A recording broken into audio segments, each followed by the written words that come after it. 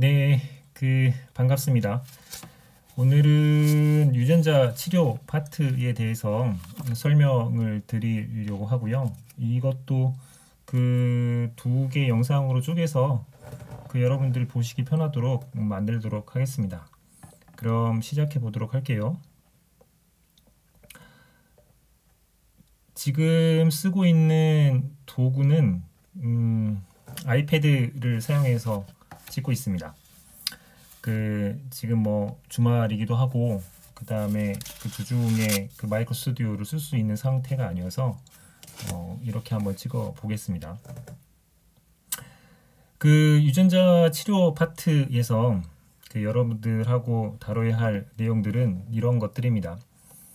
유전자 치료제라는 게 뭔지 정의를 할 수 있어야 되고요. 특징을 설명할 수 있으면 좋겠습니다.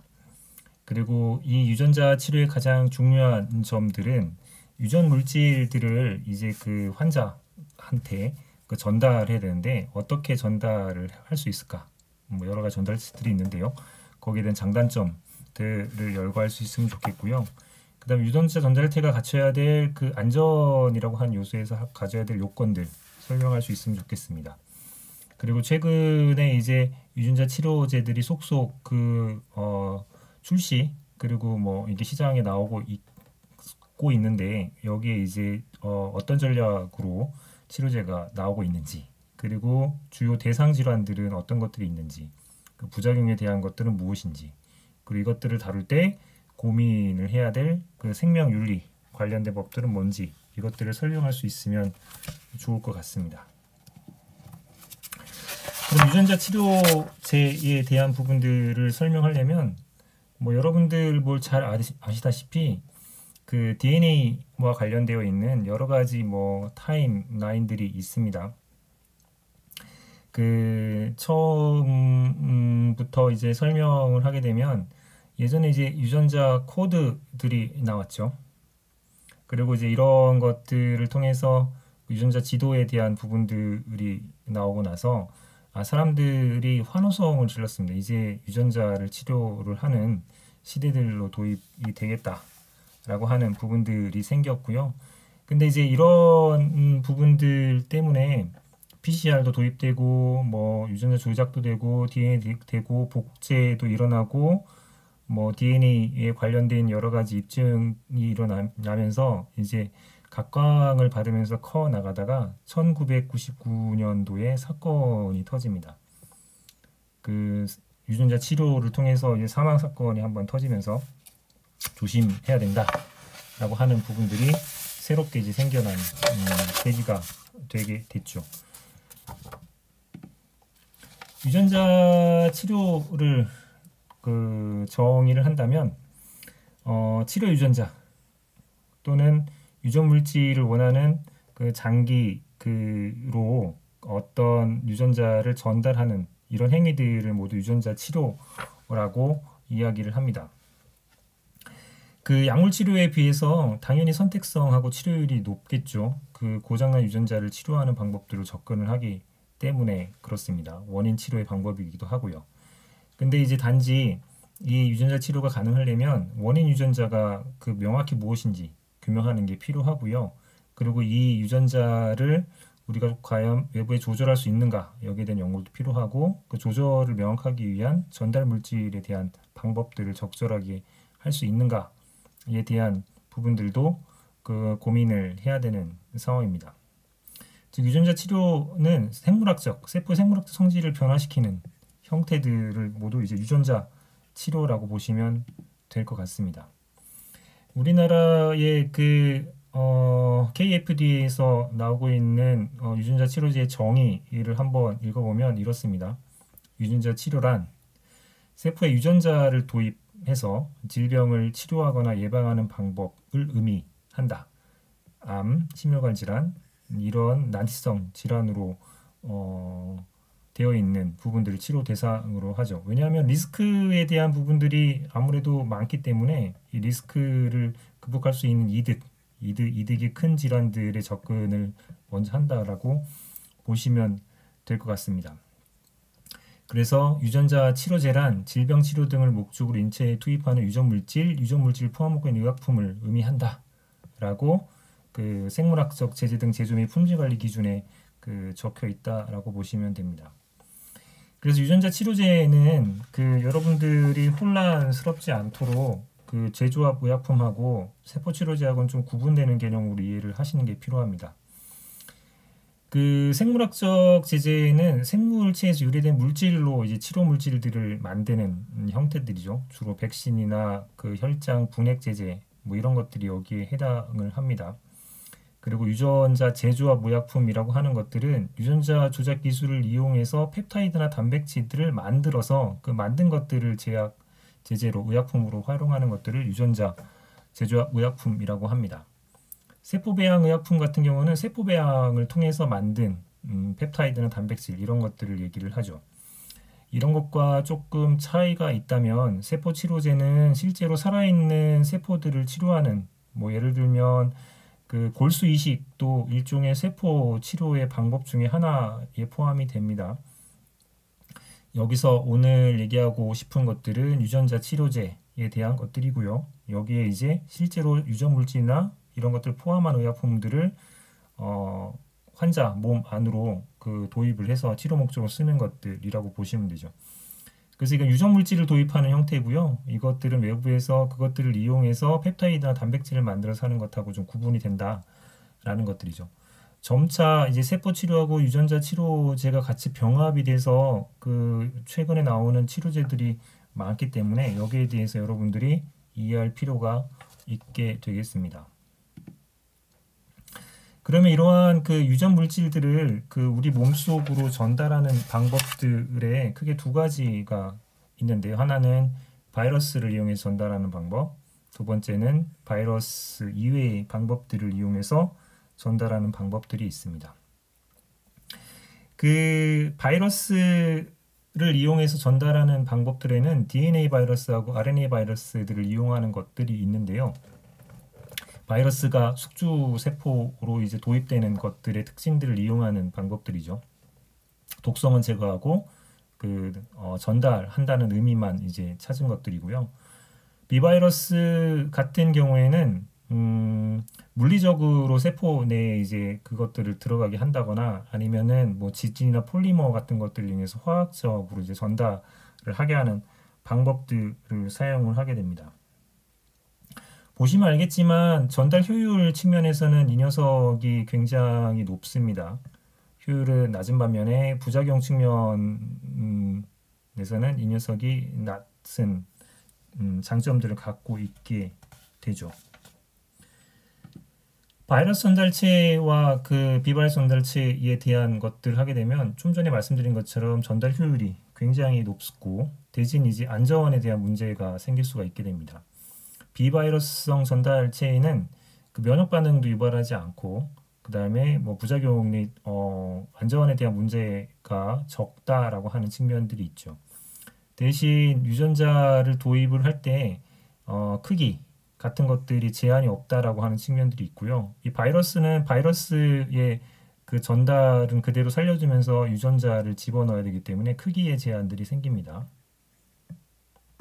그 다음에 비바이러스 같은 경우에 그 외부에 결합될 수 있는 부분들을 표적화하기 위해서 뭐 단일 클론 항체 같은 것들을 쓴다면 뭐 이런 것들을 용이하게 할 수 있는 장점들이 있죠.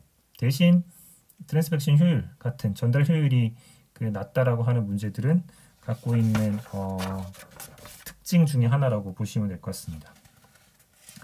그러면 하나하나 그 나오는 그 전달체들이 갖고 있는 특징들에 대한 중요한 설명들을 드리도록 하겠습니다. 직접 그 DNA를 인젝션 하는 방법들이 있습니다. 가장 간단하죠. 그리고 이런 것들을 써서 간이나 특히 고형암 같은 경우에 바로 인젝션해서 적용할 수 있는 간편하고 쉬운 방법입니다. 문제는 효율이 굉장히 낮고요. 그리고 반복해서 그 투여를 하면 이것들을 좀 극복 가능하기도 하지만 그것들에 비해서 효율이 낮은 측면들이 있습니다.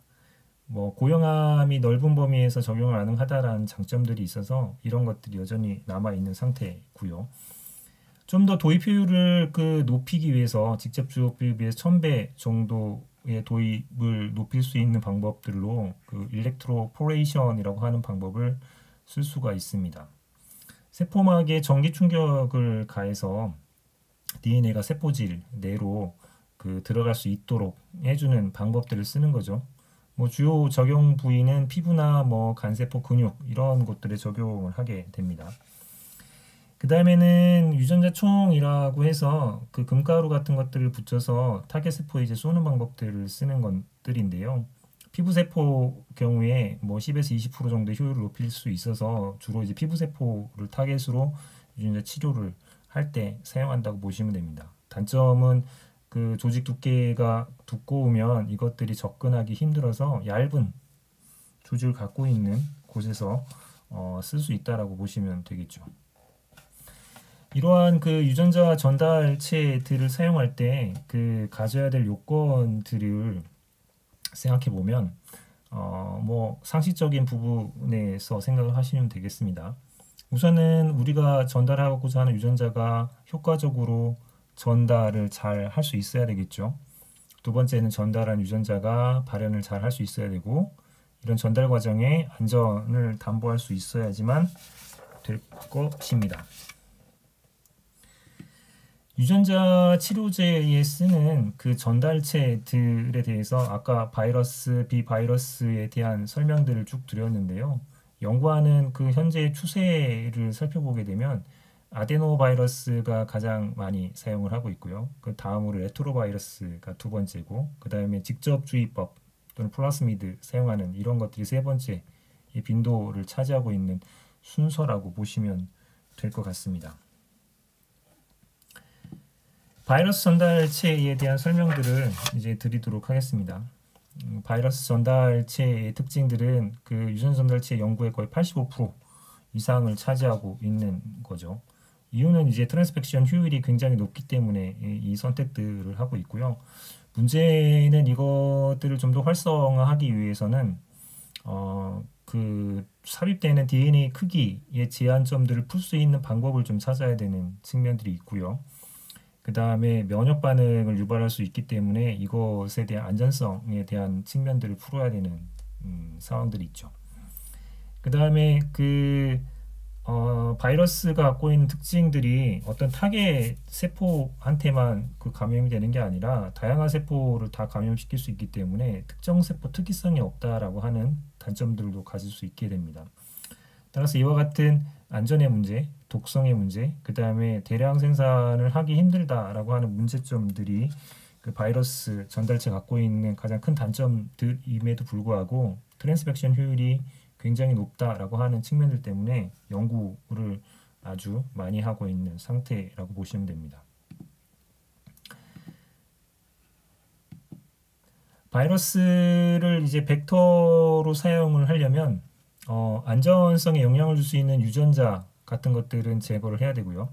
그 다음에 불필요한 것들은 다 제거를 해야겠죠. 왜냐하면 목적하는 우리 유전자에 삽입할 수 있는 공간을 충분히 확보해야 되는 측면들이 두 가지가 다 있기 때문에 바이러스 갖고 있는 삽입할 수 있는 능력만 남겨놓고 나머지 이 녀석들은 다 제거하는 방식들을 취합니다. 당연히 패키징하는 시퀀스는 남겨놔야겠죠. 그리고 정상세포에서는 그와 같은 관계로 복제가 불가능하도록 독성이 일어나지 않도록 만들어야 되는 일들이 있습니다. 그러면 가장 많이 사용하는 두 가지 정도로만 좀 얘기를 하게 되면 뭐 이 녀석이 사용 빈도로는 두 번째라고 말씀드렸죠. 레트로바이러스가 아데노바이러스가 1등이고요. 여기에 이제 야생형에는 삽입을 담당하는 녀석들이 있고 그 다음에 외부의 엔벨로프 같은 것들을 유지를 해서 독성을 나타내는 녀석들을 갖고 있는 야생형을 전달체로 활용하기 위해서 독성을 나타내거나 이 녀석이 나타내는 복제 능력에 해당하는 부분들을 다 없애버립니다. 남기는 것들은 삽입할 수 있는 능력만 갖고 있는 유전자만 남기는 거죠. 이렇게 공간을 확보하게 되면 이 공간에 4kbase 정도의 유전자를 삽입할 수 있는 공간들이 확보가 됩니다. 이렇게 확보한 공간에 우리가 이제 도입하려고 하는 유전자를 넣어서 이 레트로바이러스 갖고 있는 삽입할 수 있는 능력치를 그대로 이용해서 전달을 시키는 전달체로 활용하는 거죠. 레트로바이러스는 RNA 그 지놈으로 되어 있는 녀석이어서 DNA로 변하는 바이러스를 갖고 있습니다. 그리고 바이러스성 유전자 전달의 이제 두 번째로 가장 이제 많이 최근에 이제 더 많이 사용하는 형태가 되고 있고요. 유전자 효율을 전달 효율이 높기 때문이기도 하고 전달된 유전자들이 장기간 발현하는 특징들을 갖고 있는 장점들이 있습니다. 단점은 아무래도 그 레트로바이러스가 갖고 있는 특징 중에 하나가 원래 있는 그 숙주 세포에 끼어 들어가는 특징들을 갖고 있어서 돌연변이 독성들을 나타낼 수 있게 됩니다.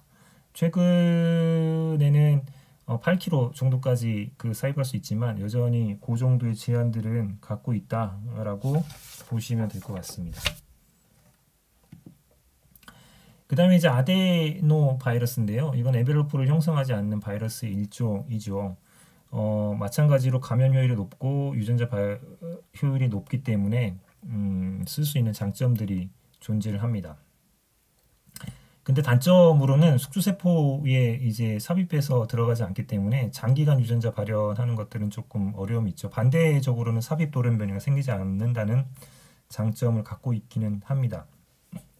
근데 아데노바이러스 갖고 있는 문제점 중에 하나가 면역이나 염증 반응 이런 것들에 대한 문제점들을 갖고 있어서 그것에 대한 조정 작업들이 좀 필요한 상태이기도 하게 되겠습니다. 이것 외에 그 사람들이 그 사용하고 있는 여러 가지 그 기타 바이러스 전달체의 몇 가지 특징들만 보시게 되면 그 아데노 그 바이러스가 비특이적의 특징들을 해소하기 위해서 아데노 바이러스의 어떤 특별한 타겟팅을 할 수 있는 조합을 시킨 아데노 조합 바이러스를 사용할 수가 있고요. 이런 경우에 타겟 세포를 찾아서 형질 도입이 가능하다라고 하는 특징을 갖고 있는 아데노 조합 바이러스가 있습니다. 그 다음에는 중추신경계에 특별하게 잘 삽입되는 허피즈 심플렉스 바이러스를 특징을 이용하는 경우도 있고요. 그 다음에는 분열하지 않은 세포에도 삽입할 수 있고 신경세포를 타겟으로 할 때 사용되는 렌티바이러스의 특징들로 쓸 수가 있습니다. 더 세포 특이성을 발휘하는 방법으로 P53이 결손되어 있는 세포에서만 복제하는 오닉스 바이러스에 대한 개념으로 타겟팅 효과들을 조금 더 특이성을 높이는 바이러스 전달체들이 개발되어 있습니다.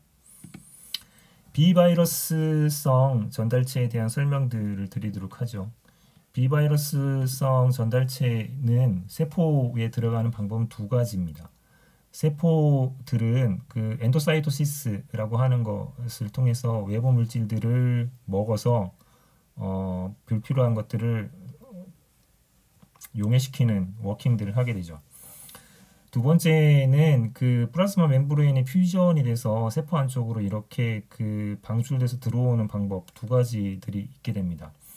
엔도사이토시스가 일어났을 때 이렇게 데그라데이션 일어나지 않고 그 외부의 엔도솜 안에 있는 그 유전자 도입된 것들을 릴리즈하게만 만들다면 어떤 이제 치료 형태들을 워킹할 수 있는 걸로 갈 수가 있겠죠.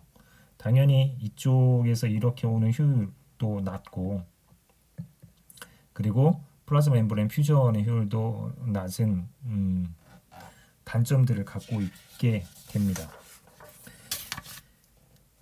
각각의 이런 단점들 때문에 연구 관련해 가지고는 15% 정도를 차지하고 있는 상태입니다.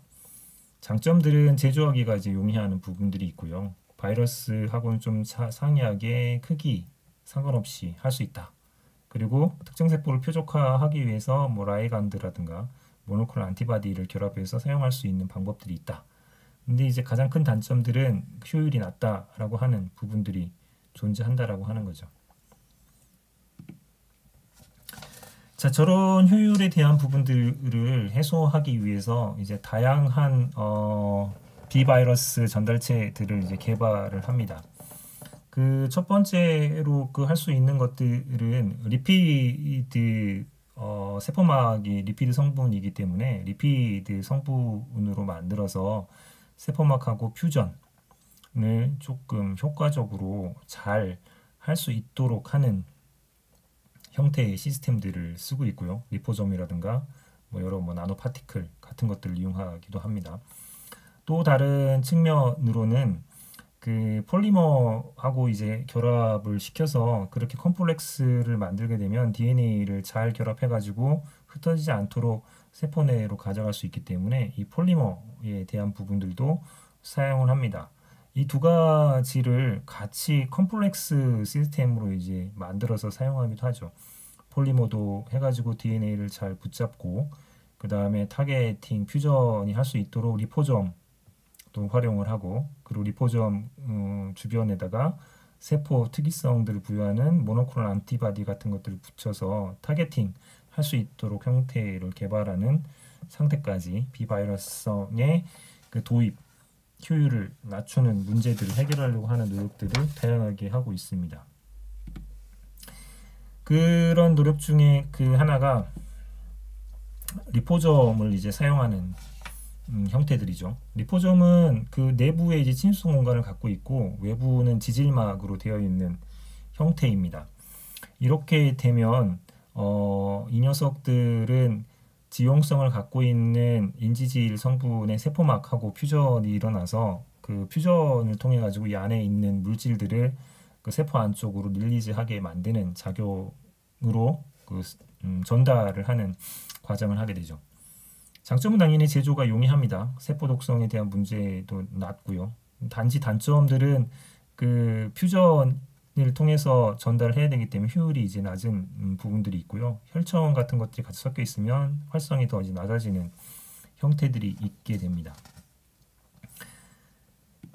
리포점을 이런 단점들을 분류하기 위해서 뭐 여러 가지 개량을 합니다. 이제 첫 번째는 컨벤셔널하게 이제 했던 것들로 하게 되면 문제가 생기기 때문에 몇 가지 개량들을 합니다. 한 가지들은 리포점도 외부 그 단백질로 인식이 돼서 대시세포에 의해서 파괴가 되는 경우들이 생길 수 있기 때문에 스텔스라고 해서 표면에 특수 코팅을 해가지고요 대시세포 인지 못하도록 하는 스텔스 리포점 만들 수도 있고 그 다음에 표면에 그 타겟하는 항체 같은 것들을 붙여서 특정 세포의 타겟을 잘 할 수 있도록 만드는 경우도 있고요. 네 번째는 DNA 수송을 좀 용이하게 하기 위해서 캐시오닉 물질 같은 것들을 이용한 캐시오닉 리포점 같은 것들도 개발되어 있다라고 보시면 됩니다.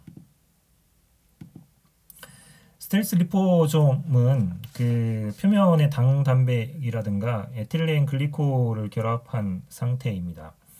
이렇게 해놓게 되면 그 대시세포 같은 걸로 이제 인지가 잘 안 되기 때문에 타겟에 대한 부분들이 적게 일어나고 간이나 비장의 흡수가 감소돼서 혈중에 이제 100배 이상 머물면서 치료 효과를 높일 수 있는 특징들을 갖출 수 있게 됩니다. 문제는 이 스텔스 리포점이 갖고 있는 문제는 체내에서 이제 너무 오래 머무르기 때문에 다른 조직으로도 이제 그 딜리버리가 될 수 있는 단점들이 생길 수 있게 됩니다. 그 다음에는 그 가장 문제가 우리가 원하는 세포한테만 그 유전자를 전달을 하는 게 이제 목적이기 때문에 특정 세포한테만 전달하기 위해서 표면 항원을 인식할 수 있는 항체 같은 것들을 부착을 시켜서 만드는 것들이 타겟티드 리포점이라고 보시면 됩니다. 특정 세포를 표적하기 때문에 독성 부작용을 감소시킬 수가 있게 되죠. 다만 이제 문제는 이런 식으로 그 라이간드들을 붙여서 제작하기 때문에 크기가 너무 커진다는 단점들이 있어서 순환계를 돌 때 문제가 될 수 있는 일들이 발생할 수 있게 됩니다. 그 다음에 리포점에 캐시오닉 같은 것들을 붙여서 양이온에 대한 것들을 붙여놓기 때문에 DNA를 잘 그 붙잡을 수 있는 형태들로 만든 형태가 캐시오닉 리포점이라고 할 수 있겠습니다. 그 캐시오닉에 쓰는 여러 형태들이 있다라는 정도로만 이해해 주시면 될 것 같아요.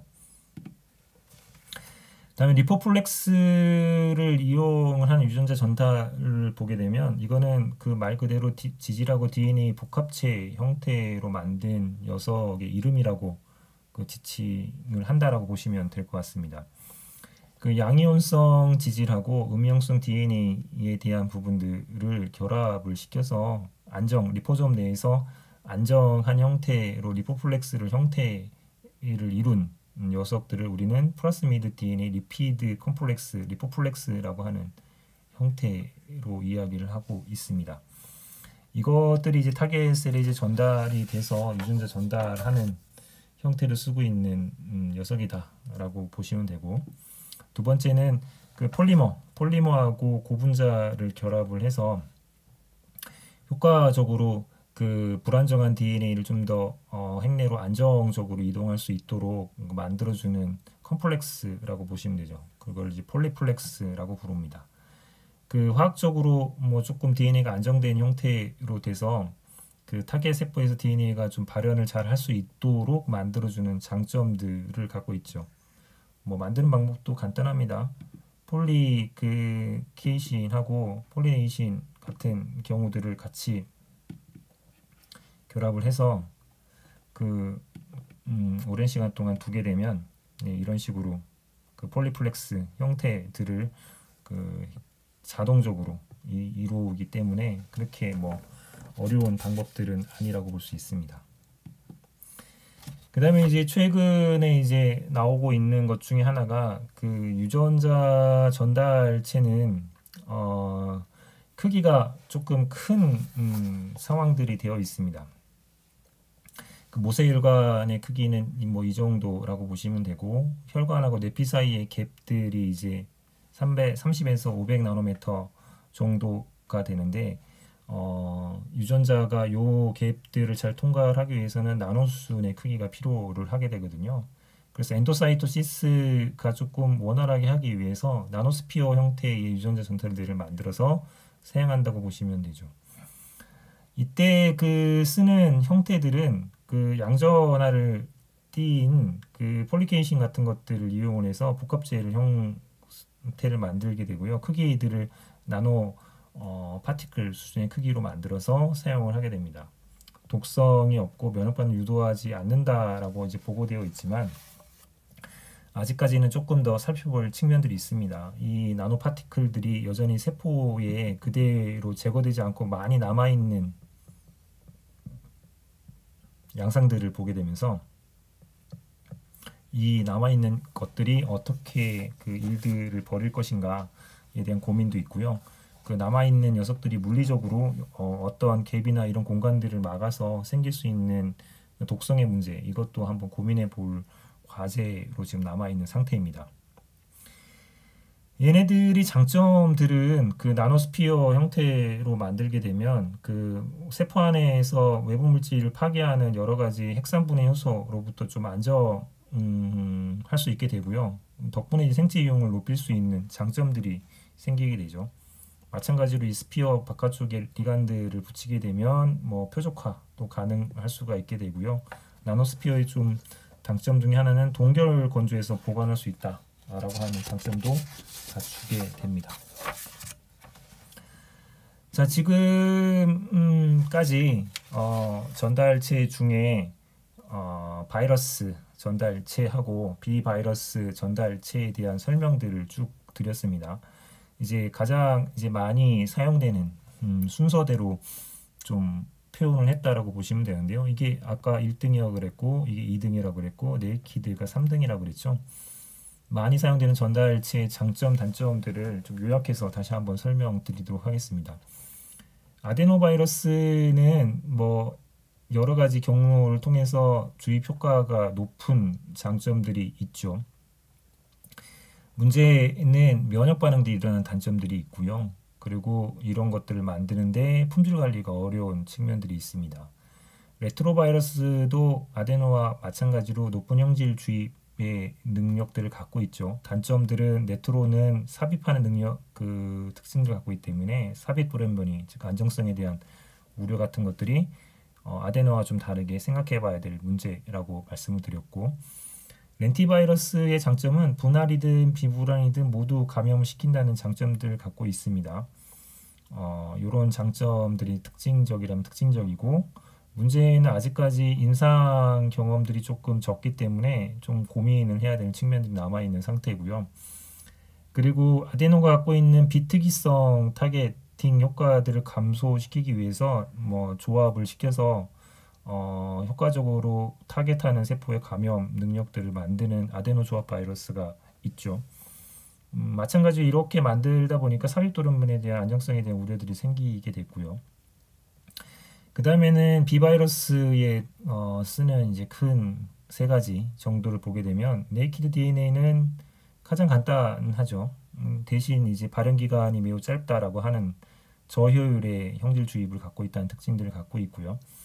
리포존 같은 경우에는 면역호성들이 적고 그 여러 가지 효과적으로 형질 주입이 가능하다는 장점들을 갖고 있는 반면에 그 짧은 발현 기간이라고 하는 단점들을 갖게 됩니다. 그 다음에 이 면역성이 낮으면서 그 전달의 다른 방법을 쓸 수 있는 게 양이온성 고분자 폴리플렉스 같은 것들을 사용할 수가 있게 되죠. 뭐 제조가 좀 간단한 측면들이 있습니다만 여전히 리포점하고 마찬가지로 발현 기간이 짧고 그 형질주입 효능이 낮다라고 하는 단점들을 여전히 갖게 됩니다. 앞으로도 이제 유전자 전달체들을 좀 효과적으로 개발을 해야 되는 측면들이 계속 그 대두가 됩니다. 이제 그랬을 때 생각해 볼 수 있는 부분들은 거의 뭐 상식적인 생각들로 접근을 해주시면 될 것 같은데요. 타겟 세포대로 이제 삽입되는 이렇게 효과적이어야 되고요. 그 다음에 들어가서 우리 필요한 기간만큼 발현을 해줘야 되고, 당연히 이제 환자한테는 무해할 수 있으면 있을수록 좋겠죠. 그리고 유전자 치료의 사용 범위가 조금 넓게 뭐 여러 가지 용도로 사용할 수 있을 때 이런 것들을 활성화시킬 수 있을 거고, 더군다나 그 약이라고 하게 되면 그 투여량에 따라서 어느 정도 치료 효과가 있는지 또는 독성이 얼마큼 있는지 이거에 대한 고민도 같이 따르게 됩니다. 임상에서 다루기 쉬운 형태로 생산해서 공급하는 것들이 중요하죠. 이번에 코로나 백신 중에 뭐 한 회사 백신은 마이너스 70도, 또 어떤 회사 백신은 마이너스 20도, 그거 자체가 논란이 되는 거죠. 마이너스 70도는 임상에 다루기가 조금 어려운 상태고 마이너스 10도는 좀 쉬운 상태여서 이런 부분들도 같이 고민되면서 전달체에 대한 이야기들이 되면 좋을 것 같습니다. 자, 첫 번째 영상의 이제 마지막 파트에 여러분들 설명을 드리려고 하는 것들은 전달 방식에서 인비보 방식과 엑스비보 방식 두 가지가 있다 정도는 우선은 크게 개념적으로 나눠주시면 될 것 같습니다. 그 전달체를 아데노바이러스를 만들든 렌티바이러스를 만들든 레이키드 DNA를 쓰던 리포점을 쓰던 이렇게 만든 전달체들을 바로 그 사람 인비보 사람으로 전달을 시키는 방법들을 우리는 인비보 벡터 전달 방식이라고 표현을 합니다. 엑스비보는 이렇게 만든 전달체를 바로 사람한테 들어보내는 게 아니라 그 사람 환자로부터 그 고장난 세포 같은 것들을 분리를 합니다. 또는 전달하고자 하는 세포를 분리를 해서 그 세포한테만 유전자를 전달을 시킨 세포를 만드는 거죠. 세포를 만들면 이 세포를 다시 주입해주는 이 방법을 우리는 엑스비보 방법이라고 이야기를 합니다. 그래서 전달 방식에는 엑스비보 방법과 인비보 방법 두 가지 정도가 있다라고 표현을 하고요. 엑스비보에 대한 부분들을 조금 더 나가서 표현을 하게 되면 이런 겁니다. 백혈구 같은 경우에 유전자가 고장이 나서 그 백혈구만 이제 수정을 해가지고 도입을 할 수 있는 유전자 치료를 선택을 해서 할 수 있겠죠. 그 방법 중에 하나가 망가진 그 유전자가 문제가 생겨 있는 세포들을 정상 유전자로 수정을 해서 배양을 해서 정상 세포로 만든 다음에 그것을 다시 주입을 해서 치료하는 방법, 이것을 엑스비보 진 세라피 방법이라고 표현을 합니다. 자, 이렇게 우선 설명들을 드렸습니다. 그러면